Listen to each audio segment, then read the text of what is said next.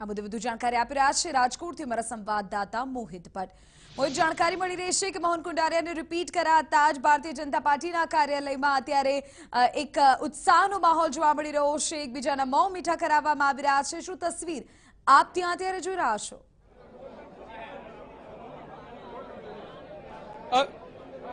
વિધિ, આપને હું સીધા જ દ્રશ્યો બતાવવા માંગીશ। રાજકોટ ભાજપ કાર્યાલયના આ દ્રશ્યો છે કે જ્યાં થોડીવાર પહેલા જ જે ભાજપના કાર્યકર્તાઓ છે તેમના દ્વારા જે ડીજેના તાલે અને ફટાકડા ફોડી મોં મીઠા કરવામાં આવ્યા છે અને જે મોહનભાઈની જે ઉમેદવારી છે તેને આવકારવામાં આવી રહી છે। અત્યારે આપ જે દ્રશ્યો જોઈ રહ્યા છો કે મોહન કુંડારિયા કે જેઓ ભાજપના ઉમેદવાર છે તેમને શુભેચ્છા આપવામાં આવી રહ્યા છે। કાર્યકર્તાઓ દ્વારા તેમની ઉમેદવારી છે તેમને આવકારવામાં આવી રહી છે અને અત્યારે જે પ્રકારે કાર્યકર્તાઓમાં ઉત્સાહ છે તે સ્પષ્ટપણે જોઈ શકાય છે। વિધિ, આપને રાજકીય ગણિતની વાત કરવામાં આવે તો જે રાજકોટ ભાજપની બેઠક છે તે ભાજપનો અત્યાર સુધી ગઢ રહ્યો છે અને રાજકોટ લોકસભાની બેઠકમાં એક વખત બાદ કરતા કુંવરજી બાવળિયાની ટર્મ બાદ કરતા ભાજપનો દબદબો કાયમ રહ્યો છે અને તેને લઈને જ જે કાર્યકર્તાઓ છે તેમાં ઉત્સાહ જોવા મળ્યો છે। આ ઉપરાંત વિધાનસભામાં જે પ્રકારે કપરી પરિસ્થિતિ હતી, આ પ્રકારની કપરી પરિસ્થિતિ વચ્ચે પણ જે ચારેય બેઠકો છે તે ચારેય બેઠક પર ભાજપ જે જીત મેળવવામાં સફળ રહ્યું હતું, જેને કારણે કાર્યકર્તાઓનો જે ઉત્સાહ છે તે પણ બમણો થઈ ગયો છે। આપણી સાથે રાજકોટના મેયર બીનાબેન આચાર્ય છે, તેની સાથે વાત કરીશું। બેન, જે પ્રકારે મોહનભાઈનું નામ સામે આવ્યું છે, કાર્યકર્તાઓમાં કેવો ઉત્સાહ છે? અત્યારે કાર્યકર્તાઓનો ઉત્સાહ દેખાઈ જ રહ્યો છે। એકદમ ઉમંગ સાથે એક વિજય મહોત્સવ હોય એ રીતે કાર્યકર્તાઓ મનાવી રહ્યા છે। વિજય ઉત્સવ મનાવી રહ્યા છે। પૂર્વ ધારાસભ્ય ભાનુબેન બાબરી આપણી સાથે છે। બેન, શું કહેશો, કઈ રીતે ઉજવણી કરવામાં આવી રહી છે? મોહનભાઈને ફરી પાછા રાજકોટ લોકસભાના ઉમેદવાર તરીકે રિપીટ કર્યા છે, ત્યારે ભારતીય જનતા પાર્ટીના કાર્યકરોમાં અને લોકોમાં ખૂબ અનેરો ઉત્સાહ જોવા મળી રહ્યો છે। મોહનભાઈ છેલ્લા 5 વર્ષથી ખૂબ સક્રિય રહ્યા છે અને કેન્દ્રની અનેક યોજનાઓ જ્યારે અહીંયા લેવા છે ત્યારે લોકોમાં ખૂબ ખુશીનો માહોલ છે અને કાર્યકર્તાઓ પણ ખૂબ ખુશ છે। આ મત વિસ્તારથી આપ વાકેફ છો, શું માનો છો, કયા કયા પડકારો આ વખતની લોકસભાની ચૂંટણીમાં ભાજપને હોઈ શકે છે?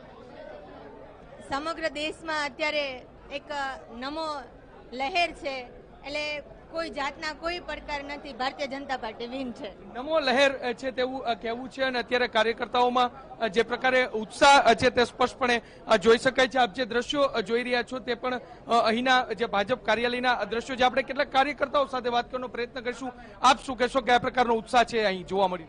સ્વાભાવિક છે, અત્યારે ઉત્સાહ તમે જોઈ શકો છો। કોંગ્રેસ હજી ઉમેદવાર નક્કી કરવામાં નથી પડી ત્યારે અમે વિજય ઉત્સવની અત્યારે તૈયારી કરી લીધી છે।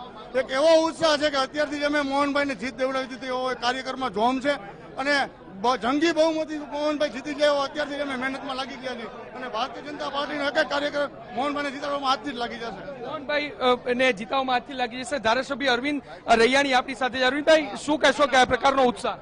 ખાસ કરીને વાત કરું, મોહનભાઈ કુંડારિયા સાંસદ હતા અને ફરીથી ભારતીય જનતા પાર્ટીએ એને ઉમેદવાર તરીકે જ્યારે જાહેર કર્યા છે ત્યારે સમગ્ર રાજકોટની અંદર, રાજકોટ જિલ્લાની અંદર કાર્યકર્તાઓમાં અને મતદારોમાં એક ઉત્સાહનો આનંદ જોવા મળે છે। તમે જોઈ રહ્યા છો કે જે પ્રકારે પાર્ટીએ નિર્ણય કર્યો કે મોહનભાઈ કુંડારિયાને લડાવવાના છે, તો કાર્યકર્તા જોમ અને જુસ્સાથી લોકોની વચ્ચે જઈ અને મોહનભાઈ કુંડારિયા માટે અને ભાજપ માટે મત માગવાના છે। ત્યારે અમને પૂરો સંપૂર્ણ વિશ્વાસ છે કે 3 લાખથી ઉપરની લીડથી મોહનભાઈ કુંડારિયા જીતવાના છે। 3 લાખથી વધુની લીડથી જીતે છે। જે મુખ્યપ્રધાન વિજય રૂપાણીના પત્ની અંજલિબેન પણ અહીં કાર્યકર્તાઓની વચ્ચે છે અને આજની આ ઉજવણીમાં સામેલ થયા છે।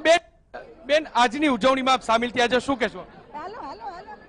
કઈ બોલવાનો ઇનકાર કરી રહ્યા છે, પરંતુ સ્પષ્ટપણે જોઈ શકાય છે કે જે પ્રકારે કાર્યકર્તાઓમાં અત્યારે ઉત્સાહ જોવા મળી રહ્યો છે। આજથી જ જાણે કે એક વિજયોત્સવ મનાવવામાં આવી રહ્યો તે પ્રકારનો માહોલ રાજકોટ શહેર ભાજપ કાર્યાલય અત્યારે જોવા મળી રહ્યો છે।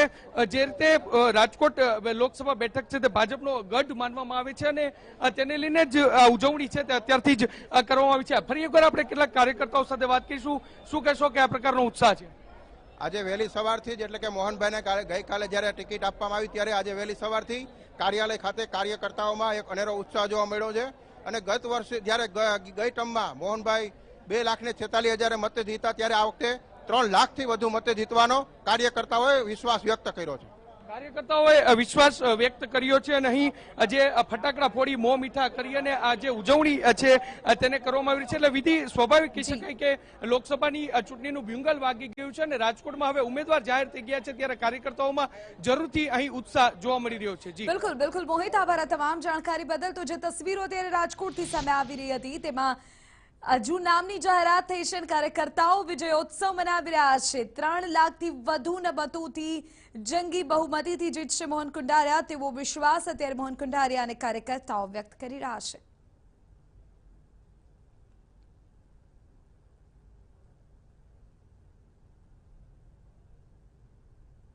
તો કેટલાક પોસ્ટર્સ પણ આસપાસના વિસ્તારોમાં લાગ્યા છે જેમાં મોહન કુંડારિયાને ખૂબ ખૂબ અભિનંદન અને આ સિવાય પણ તમામ કાર્યકર્તાઓ એકબીજાને મોં મીઠા કરાવતા જોવા મળી રહ્યા છે અને એક ઉજવણી અને આનંદ દેખાઈ રહ્યો છે.